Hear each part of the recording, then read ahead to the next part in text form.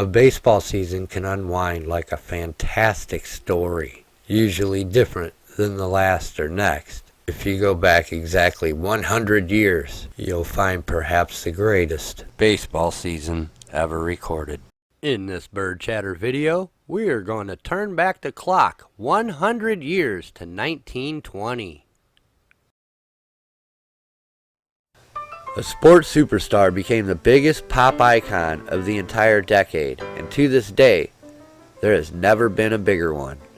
Babe Ruth amazed New Yorkers, and his Yankee impact was resonating around the entire country, reaching far outside the baseball world.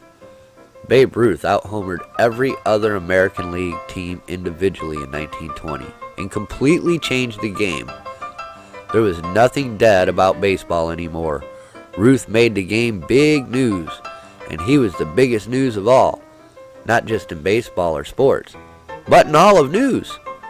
1920 was the beginning wave of what the country would make legend of. To this day, Babe Ruth equals home runs. Baseball needed a new image, a hero, and a young left-handed pitcher for the Boston Red Sox was just the man, George Herman Ruth.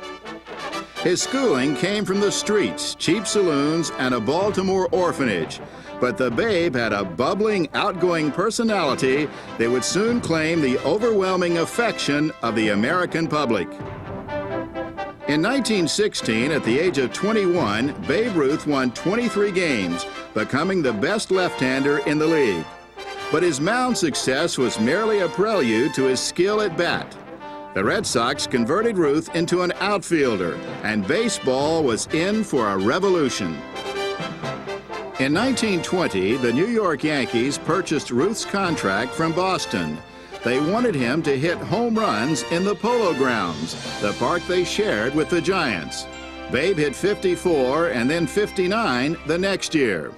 Then in 1923, Yankee Stadium opened, and the legend of the Babe took off. Babe Ruth is in a class by himself. He even overshadows Fox and Gehrig and all the rest of them. Babe is in a separate category.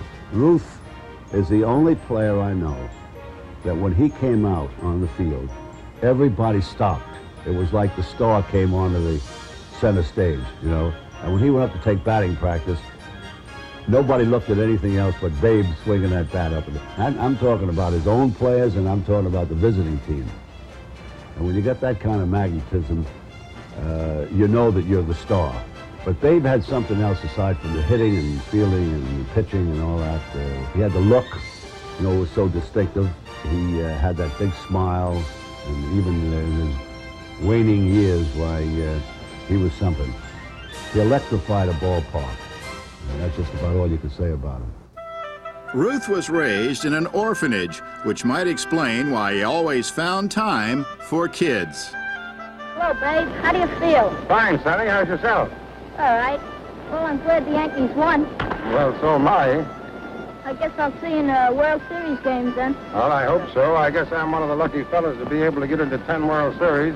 And the way I feel now, looks like I'll be in there. Well, hope you hit a lot of home runs. Well, I won't predict anything, but I'll sure do my best. I hope all you boys will be out there watching. Ruth also became legendary for his carousing and carefree lifestyle. But those who played with him knew that behind the legend was quite an athlete. You read so much about how he did this and how he did that, but for 7 years he was a great pitcher. We all know what type of hitter he was.